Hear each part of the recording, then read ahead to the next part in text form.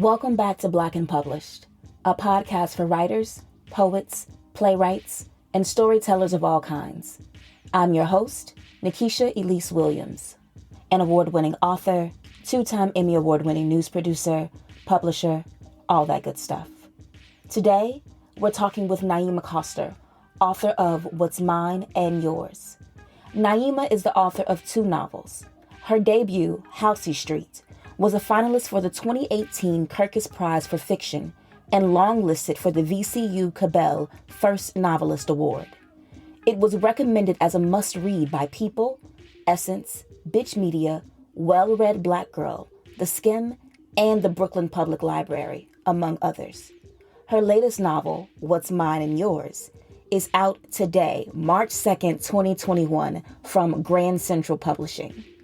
Naima's stories and essays have appeared in the New York Times, Kweli, the Paris Review Daily, The Cut, the Sunday Times, Catapult, The Rumpus, and elsewhere. She is a National Book Foundation 5 Under 35 honoree for 2020.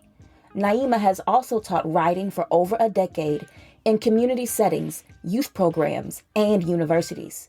Most recently, she has taught writing in the MFA programs at the City College of New York, Antioch University in LA, and the University of Michigan.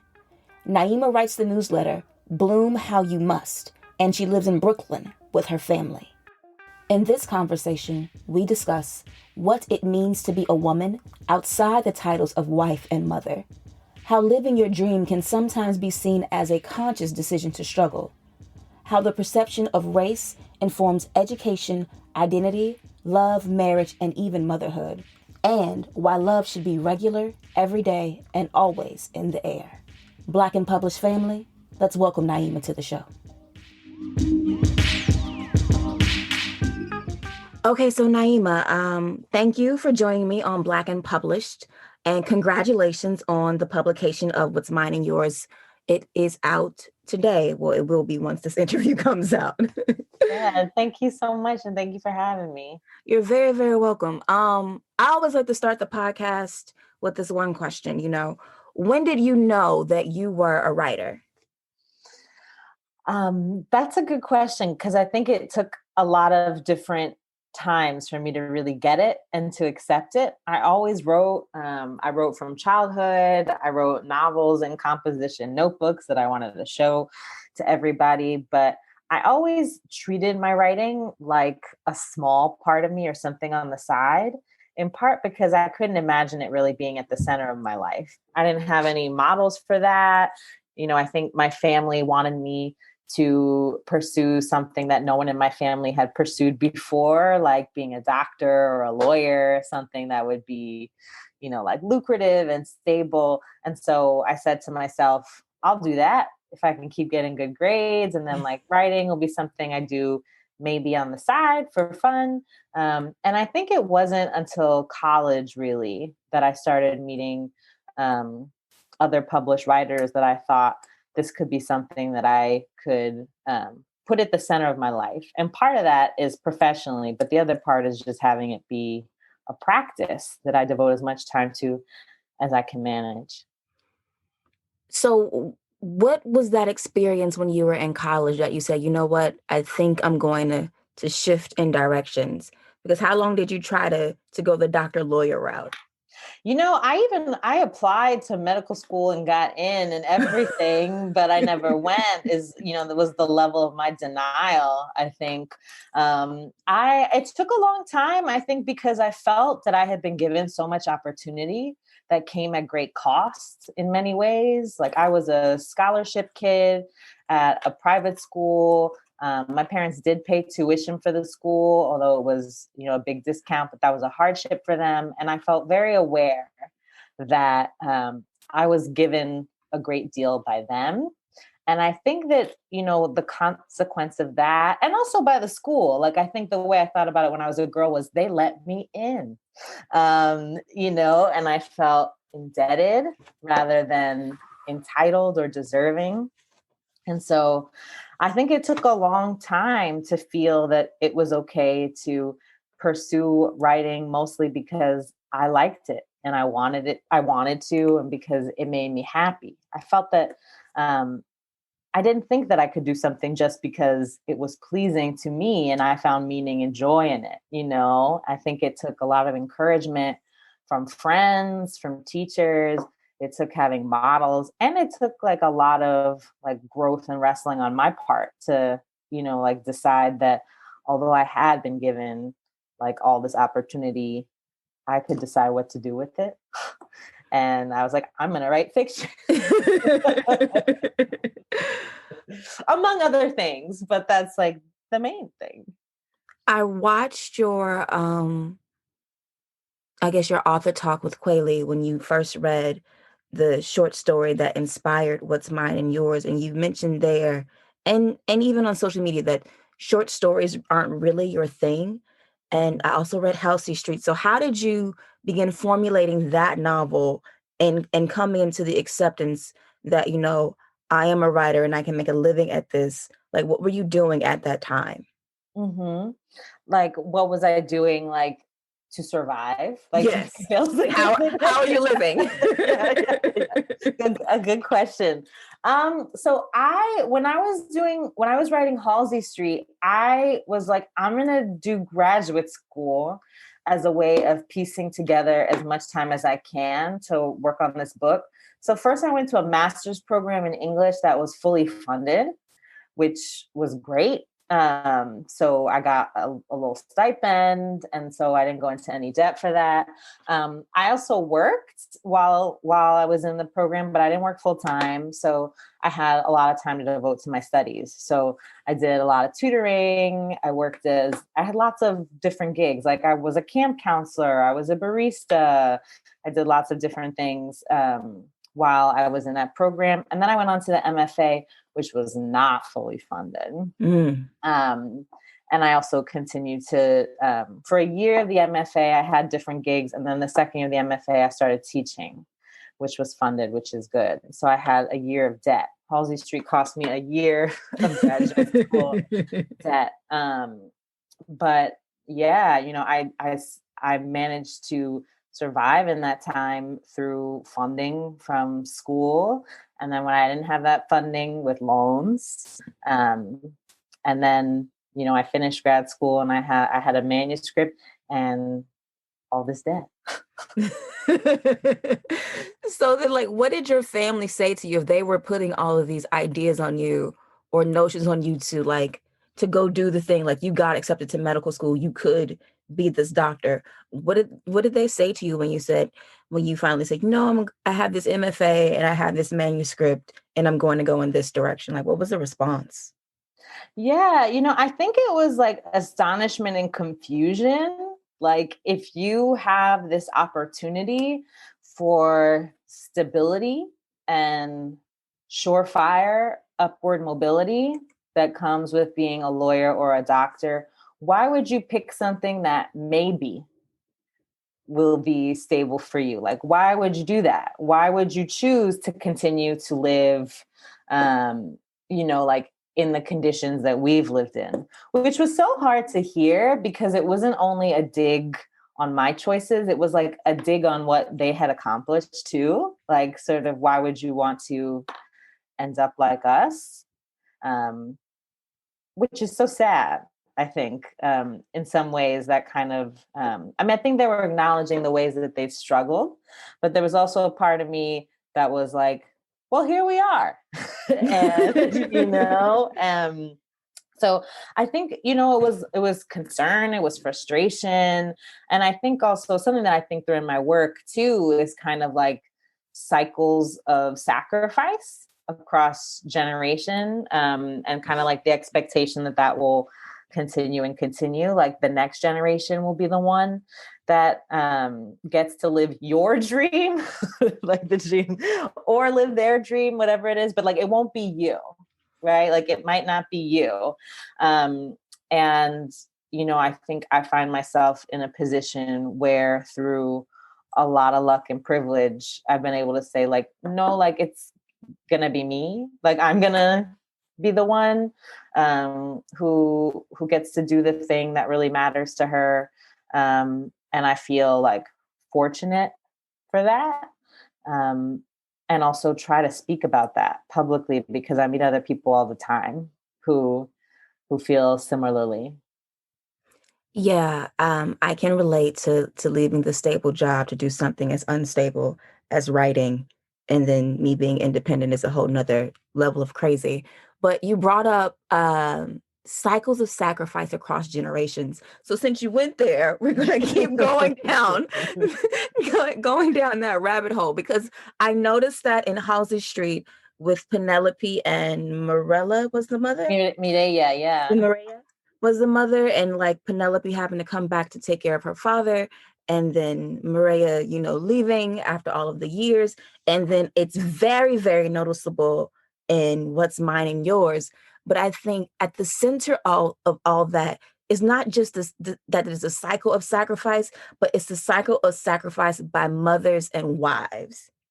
Yes. So Yeah, I do think a lot about that, about like women who bear the brunt of showing up, of doing the work of raising kids and maintaining a home, also while working and trying to tend to their own sort of dreams and lives, and the difficulty of that. I mean, I think it's interesting how lonely all the women in my books are. And what I mean by lonely is in some ways feeling like without like support or someone to hold them up. And the only person who really has that and loses it, I think, across both books is my character Jade, whereas all of the other women who become mothers, Noelle, Lacey May, Mireya, you get the sense that like even when they had their partners weren't fully present. They were preoccupied with something else, whether it was their art making or their record store in Halsey Street, or an addiction in the case of Robbie from What's Mine and Yours. They all had the things that consume their energies, and some of those were struggles. But it's different for Jade and for Ray, because her partner Ray is a man with dreams, but it doesn't come sort of at the cost of his commitment to his family, which I think is rare, at least in my work. Yeah. What struck me about Jade, and I underlined this in chapter 5, is what she says: it was a terrible thing to choose your own life, to be willing to live it. And I didn't get the sense of loneliness from her. And maybe that's why at the end, and I'll just have to put a spoiler alert on this episode, that Guy Nelson, when he comes back, it's like he needed his mother, but she needed herself.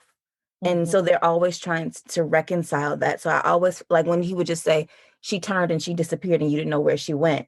It was like she's still living her life. She knows she has a son that she has to take care of, but she is refusing to give herself up just for him. Yes. I mean, I think that Jade is a character who I'm really interested in, because she's a mother who's mothering beyond what she knew. Like she's already giving her son more than she herself was given. Like she's thinking carefully about how to provide opportunity for him, how to make sure that the things that he's lost don't limit him for the rest of his life, which is something that nobody did for her. And then the question is like, well, what do you miss while you're focusing on the thing that was missing for you? And I think about this as a mom too. Like I'm thinking about all the things that like were missing from my childhood. And I'm like, all right, well, my baby's not going to miss those things. But what is it that I can't see or that I'm not aware of, the thing that I'm missing? And I think the thing that she's missing is giving her son space to be soft and to mourn what he has lost, where she's trying to get him to continue to move forward. And then also, I think that, this is a place where I relate to the characters, like in pushing the message that he needs to have a better life than she did. Like, what's the message that she's sending about who he is already and who they are already? But I felt like in her pushing that, and I've had this conversation with another author as well, is that she recognized that he would always be seen as a Black man. And so she was always trying to toughen him up so that the world didn't do it for him. So like towards the end, when he goes through that traumatic experience, like she's trying to be his soft place, but she can't be too soft because she knows like this is just the beginning of what you're going to face. And he doesn't understand, and he has resented her for so long since Ray, that I was like, damn, are they gonna make it? And I know it's mother to son, but I'm just like, are they gonna make it? And like my son is 6. And so I always try to think about, how I was raised and things I can do for him. So, when he gets in trouble at school for talking too much, I'm not gonna yell at him for that because I talk too much. And I'm like, well, if he did his work and he did the extra work and he's still bored, I can't help you with that. He's 6. So I felt for Guy in that way. I felt for Jade in that way. And so I was really happy to see the ending where she says, come here, my sweet baby. Oh, I'm glad that you liked it. I like it too. I wrote it that way because I wanted them to have that moment of tenderness and connection. And maybe I think some readers might say like, it comes too late. It comes so late. That's so sad. But I think that we don't always have those moments where we see face to face and connect deeply with the people that we love. So when it happens, I think that it is like a beautiful thing and a victory. But I don't know if I necessarily think it comes too late, because I think as adult children, it's not until we become adults that we can see all of our parents' motivations. And then especially like when we become parents, a good girlfriend of mine just says, I call my mom regularly and apologize for how I behaved when I was a kid, because now her son is taking her through, and it's just like, oh my gosh, mommy, I'm so sorry I talked so much. I'm so sorry I wouldn't leave you alone. I'm so sorry I kept bothering you when you just needed a minute to yourself. And so seeing that in Guy and Jade at the end, where it's like Jade has her house, she's with Leon, she's content, they each have their own spaces to go when they want to be alone. And then her son finally comes and understands, like, I finally get it, and she can embrace him. And it's not that all is forgiven, but it's just that there's an understanding, like, you were going through your own thing as a person, and that stands out, that wives and mothers are still people and still have their own lives outside of their children.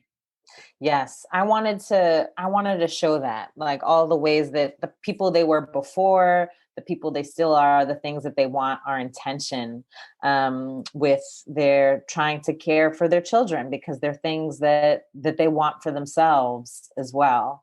So I really tried to show that for all of the mothers in the book.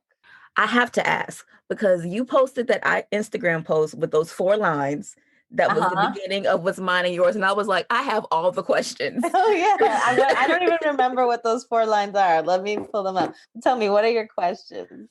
I was just like, when I finally finished the book, I was like, how? Because like I'm an intense outliner, and where my outlines, they're just like what the chapters will be, and then maybe snatches of conversation. But I was like, she has 4 lines about Lacey May and these characters, and I don't even understand how the book came together. Well, I will say there were other planning documents between those 4 lines and me starting a draft. Like, that was just me having a thought, and I jotted down some things. But I did quite a lot of planning. I'm a planner too. Okay, because I was like, yeah, tell me how. Yeah, I know there are people who say that it, feels stifling to them, but I like it. Like, I feel like having a sense of what I'm pouring into, like the shape of the vessel, frees me up to explore, because I know where I'm going, or I know who's in the room, and I feel like that frees up space in my mind to like wonder and imagine. And writing a book is so hard, because I feel like there's just like so many things you're trying to imagine at once, and my brain can only hold so many things. Like, my brain can't imagine the room, the weather, the characters, their appearances, their interiors, what they're going to say to each other, what's going to happen, and how that all fits into the next chapter, like all at once. So I try to break it down for myself and have some that I've thought about before I sit down and start crafting the scene or the chapter. So I did a lot of planning for this book. Yeah. And I also wonder, because like you write about Like, this book is not about Brooklyn the way Halsey Street was. It's set in Piedmont, North Carolina. I know you lived in the area for a while, but like for me, for my books, I've written normally about where I live. And then the one book where I wrote about a different location, me and Google Earth were like the best of friends. And then Yeah. eventually I traveled, and my mom and I just drove around over and over and over again. I call them site surveys so that I could see, because I mean, I come from a television background. So I always think, they tell you right to the video. So as I'm writing a book, I'm thinking, okay, what do I see? And I write all of that down. So I was like, how did you get all of these different pieces to come together with the seasons and then the climate and then the area? I was like, I don't get Well, it. I love that idea of site surveys. I mean, everywhere in the book, down to like coffee shops or like a beach, like is based in some way on like a place that I've been. And so I wrote the book right after I left North Carolina. I spent 3 years there. And in my first year out of the state, I wrote the book. So it was Okay. all very, very fresh to me. And I also missed North Carolina because I'd been there for 3 years. So it wasn't a very long time, but it was long enough that it became my home, like I had connections there. So it was a way to like keep the places I'd been close to me. And then, like the book briefly, there's a chapter in LA and a chapter in Paris. And I'd also been to LA and Paris. So it was like a way to revisit those places. Because they were just like so fresh to me. Okay. So I can't hold it up any longer. I want to have you read from the book. So, a community in the Piedmont of North Carolina rises in outrage as a county initiative draws students from the largely Black east side of town into predominantly white high schools on the west. For two students, Guy and Noel, the integration sets off a chain of events that will bond their two families together in unexpected ways over the span of the next 20 years. On one side of the integration debate is Jade, Guy's steely, ambitious mother. In the aftermath of a harrowing loss, she is determined to give her son the tools he'll need to survive in America as a sensitive, anxious young Black man. On the other side is Noel's headstrong mother, Lacey May, a white woman who refuses to see her half-Latina daughters as anything but white. She strives to protect them as she couldn't protect herself from the influence of their charming but unreliable father, Robbie. When Guy and Noel join the school play, meant to bridge the divide between new and old students, their paths collide and their two seemingly disconnected families begin to form deeply knotted, messy ties. And their mothers, each determined to see her child inherit a better life, will make choices that will haunt them for decades to come. As love is built and lost and the past never too far behind, what's mine and yours is an expansive, vibrant tapestry that moves between the years from the foothills of North Carolina to Atlanta, Los Angeles, and Paris. It explores the unique organism that is every family, what breaks them apart, and how they come back together. Take it away. All right. The clinic was 2 floors, brick and a gray tiled roof. If not for the reflective windows, it could have passed for a squat and sprawling house. The building didn't unnerve Noelle until she entered the lobby and saw the receptionist encased in bulletproof glass. She slipped her ID through the shallow trough, waited to be buzzed in. It was only when they were in the waiting area that Noelle realized the security wasn't to protect the staff from patients, it was in case someone came in with a gun, shouting about the sanctity of unborn life. Ruth seemed unfazed, fishing through a stack of magazines for something to read. She was dressed in her scrubs so that she could go straight to work after she dropped Noelle off at Central. The appointment wouldn't take long. She'd be back before 6 period. I'm missing an English test, Noelle said. That's all right. Think of all the things you'd missed if you weren't here. Noelle had wondered whether Ruth would try and talk her out of it, but she hadn't tried, not even once. She reached for Ruth's hand and Ruth gave it without looking up from her magazine. When it was her turn, Ruth waved her off with a smile. The room was large and smelled of Castile soap and hot water, as if someone had just been in to clean. A quick and forceful nurse weighed her, took her vitals, sat in a chair across from the examining table to explain the procedure. It took a while for Noelle to recognize her. She looked so different in her mint green scrubs without her dark lipstick. She was the woman who had spoken at the town hall, the one who had pissed off Lacey May so bad that she decided to stand up and speak about the campaign. The nurse asked whether she had any questions. We'll go through the consent forms in a moment, she said, but only once you're ready and you understand. Your son goes to Central. Jade startled and looked up from her clipboard. She searched the girl's face and couldn't place her. Do you? Noelle nodded. My parents, they won't be informed, will they? The only people who know will be the people you tell, said Jade. You can tell everyone you know or no one at all for the rest of your life. It's up to you. The girl screwed up her face in concentration, folded her hands primly on her knees. Jade watched her and resisted the urge to say more. She gave her time. I'm ready, Noelle said finally, and signed the forms. Jade explained they'd give her an exam, then if everything looked good, they'd move on. She placed her hand on top of Noelle's knotted fingers to give her a pat, and the girl started to weep. It wasn't that she was unsure or worried it would hurt. She wasn't afraid. It was this woman's hand, soft and brown and perfumed.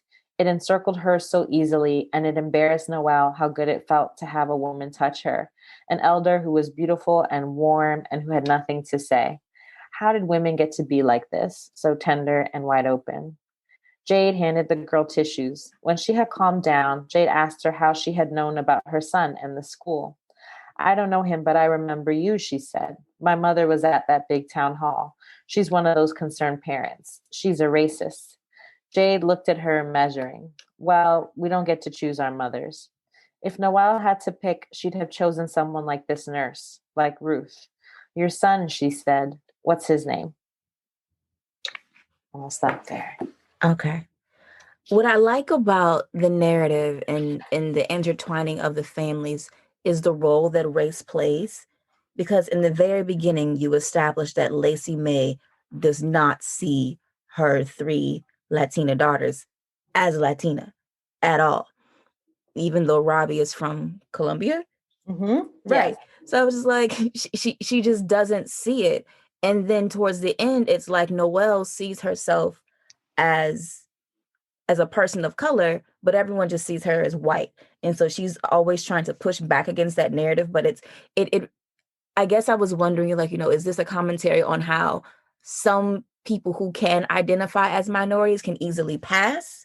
And then that tension of, of what passing means and whether they should take advantage of it. I was just really intrigued by that. Yeah. Well, I was thinking through a lot of things with the book. I was thinking through a lot of questions about Latinidad and Latinx identity.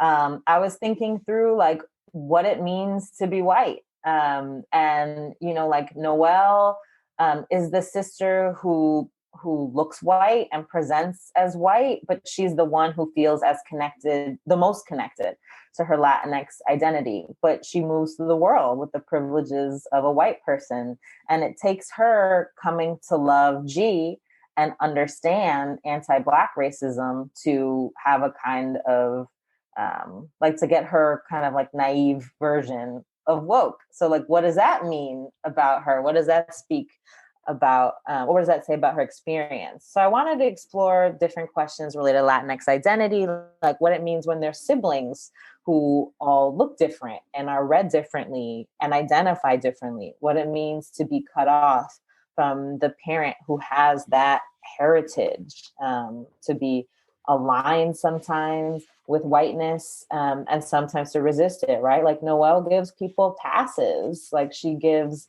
Ruth, the nurse she loves and admires, passes. And then sometimes she stands up for herself, and for the people she loves. And that's really different than how Jade and G move through the world. And so I also wanted to explore relationships between people of color, through marriages and partnerships where people's experiences align and have things in common, and then also where they're different. Like I feel that sometimes we talk about people of color like a monolith, like we all have the same experiences and face the same obstacles and prejudices and have the same privileges, and it's just not true. And I think, as the country begins to talk in a more public way about systemic racism, the conversation still lacks nuance, right? It's still like white and black is a monolith, and then other people of color are lost in that conversation. And so I wanted to dig into some of those complexities in the book and really ask questions. And that you did it in North Carolina, which is still the South, um, and through school integration, which is still an issue kind of in North Carolina. And even in the schools nationwide, schools are more segregated now than they ever have been, um, because of, privatization and all this other stuff. I thought it was really interesting that it was the kids coming together in the play from Measure, which doesn't have Any people, yeah. like any true resolution. It's just this weird Shakespearean thing, kind of like the Tempest, and it's just like, here we are, and it takes them to kind of put those tensions aside even for a moment. And Mhm. I guess I wonder, do you see that happening in real life in the country, that it's up to children who are now in class and in school and in workplaces with people of all kinds, brown, black, brown, white, whatever, and having to reckon with what race and racism is and is not in their life? Hmm. That's a good question, of whether it's up to children or what children can do. I mean, I think that what I was trying to point out through the book was that children are often the ones holding their parents accountable, and the parents have so much power, and it's true that parents have had so much power in maintaining segregation in segregated schools. Like, I don't know if you listen to the Nice White Parents podcast that came out earlier this year from the New York Times, which was all about segregation in New York City public middle schools. And the thesis of that show was that it's nice white parents who maintain it. And so I think that that's partially what I was investigating, like how parents can uphold these oppressive systems with the defense that they're just doing what's right for their kids, right? They're like, well, they're my kids. I want what's best for them. And that can become a kind of shield to argue against opportunities for other people's kids. And Nicole Hannah-Jones writes a lot about this, and her work was really influential for me in thinking about this book, because when you don't examine it, it seems kind of like unimpeachable. Like, all I have to do is best for my kids. Mm-hmm. But it's used as an excuse to cover kind of all manner of sins and injustices by white parents with means. Yeah, I saw an ad for that podcast today while I was reading through the I get the New York Times newsletter, and I was just like, oh, this is something else I'm gonna have to listen to. So that I hear you say that, I'm definitely gonna add it to the list. I want to go back to the section you read because I just noticed it. So we're with Noelle and Ruth at the clinic, and she's going to terminate her pregnancy. And then later on in the book, the issue between her and G is the miscarriage. Is it because she had the abortion so early that she now feels this overwhelming sense of grief that she lost the baby that she wanted? Because I just noticed it. I was like, huh, there's a Yeah. connection. Yeah, I didn't imagine that. Like, I imagined the abortion as a part of her story. And certainly something that she would be mindful of when she's older, and desperately wants to be a mother. But I don't see them as connected. And I don't think that Noelle sees them as connected.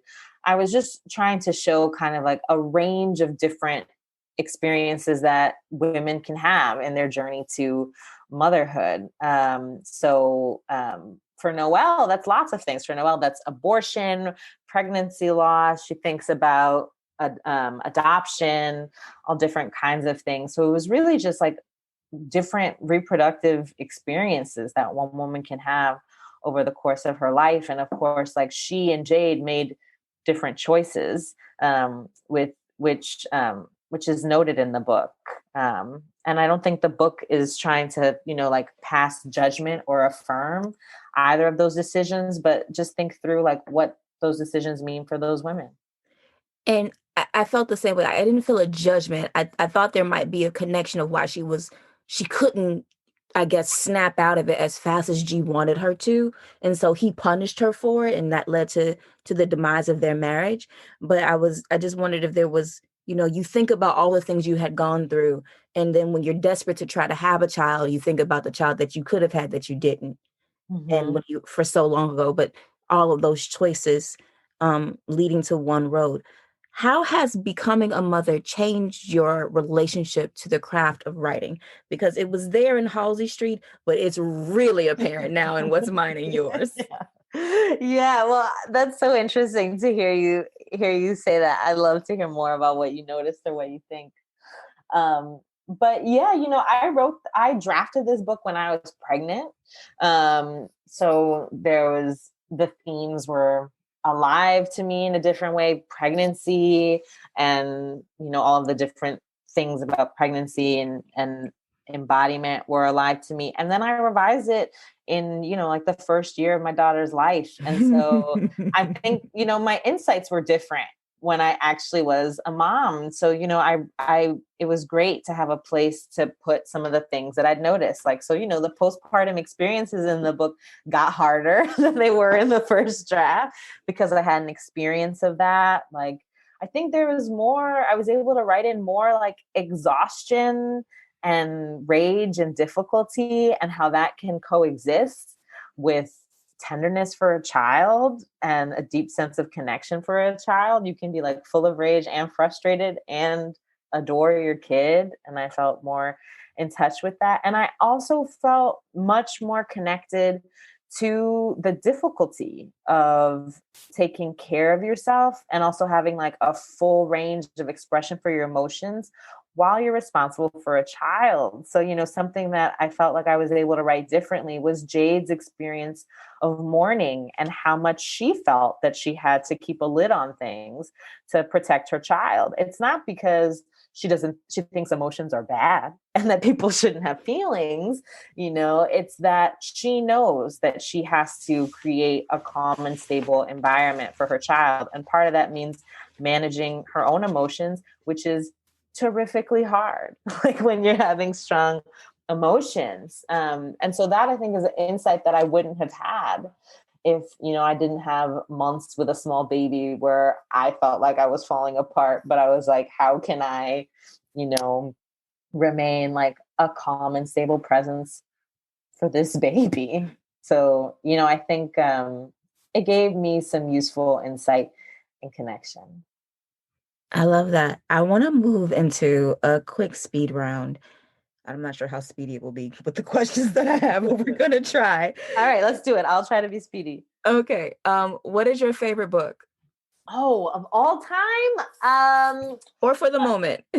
Okay. The best book I read recently is Milk Blood Heat by Dantiel Moniz. She's a debut writer. It's a collection of short stories set in Florida about girlhood and womanhood. It's so great. She's really wonderful. That's the best book I've read recently. She's great. I'm going to add it to the must-read list since Yeah. I am in Florida. It has to go to the must-read list now. Yeah. Who is your favorite author? Can I give three? Can I give like a little I'll say Edwidge Danticat, Jasmine Ward, and Zora Neale Hurston. Yes, I love they're all like of them. they're like, yeah. What is your favorite movie? Oh, I love this movie called Short Term 12 with Brie Larson and Lakeith Stanfield. I think it was like both of their first big roles. It's about a woman who works at like a short-term care facility for kids in foster care, but it's about her kind of own childhood and trauma and experience and how that informs the way she works with the kids. It's really good. It's really, really good. And what is your favorite meal? Ooh, favorite meal. Oh, can I say a burger? I know like we try not to eat meat because of climate and the climate change. But a burger, I like an Impossible Burger too. So yeah. But it is delicious. Yeah. In What's Mine and Yours, you have these things with Margarita always posting on her social media, which made me want to know, what is your relationship to social media? Because it kind of seemed like you love it, but you hate it, but you love it. I do. How did you know? Because I feel the same way. Yeah, like I think that we all curate so much. even like our attempts at being authentic are really curated. And so sometimes I like to poke fun of that in like my own posts. But I think, with Margarita, I really wanted to explore like how crafting a false version of your life can make you disconnected from like the reality of your own life, how you can start to sort of like believe the lie or like believe the narrative. Yeah, when she sat down at the table where somebody had just recently left and posed with the food, I was like, wow, this is too much. Yeah. Toward the end of the book, Noelle makes a statement about her little life. So I wanted to know, how do you see your life? Is it little? Is it big? And is that a good or a bad thing? Because I was kind of struck, like, my little life, and I was like, that makes me feel uncomfortable. That's so interesting.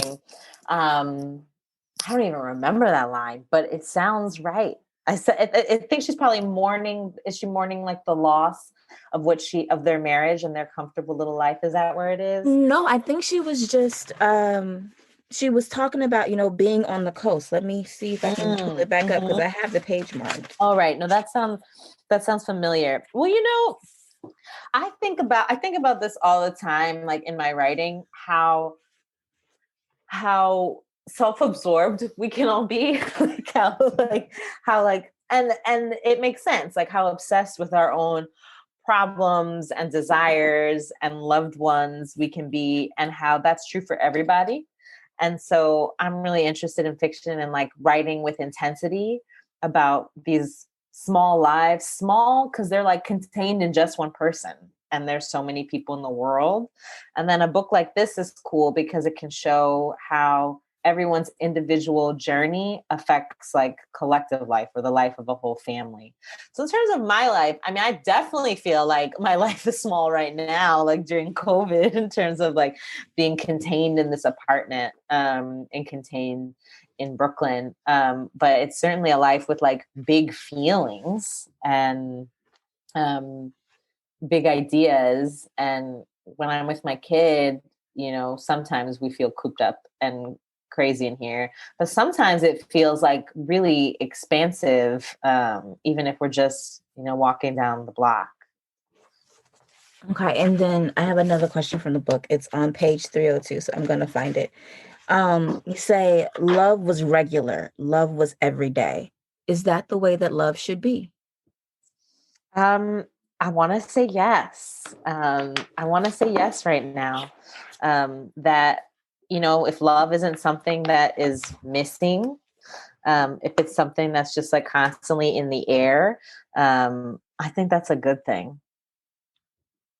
Okay. And so my final question for my interviews. So you have chosen this life as a writer and become very successful at it. Congratulations. Oh, thanks. So when you're dead and gone, how would you like someone to write about your legacy? What would you like them to say? Oh, that is an amazing question. I think that I would like them to say that my books looked at what it means to live together, whether that's like in a family or in a community, a city, in a partnership, and looked at how that's like difficult and tough, but also how that can be sweet, and that the books in some way like reflect reality. That's my hope, that it's not just sort of like an amusement, but that it grasps at something real about what it is to be alive and to live with others and to love others. Does that mean that the next book from Naima Coster is already a work in progress? It's a work in progress in the sense that I have planning documents,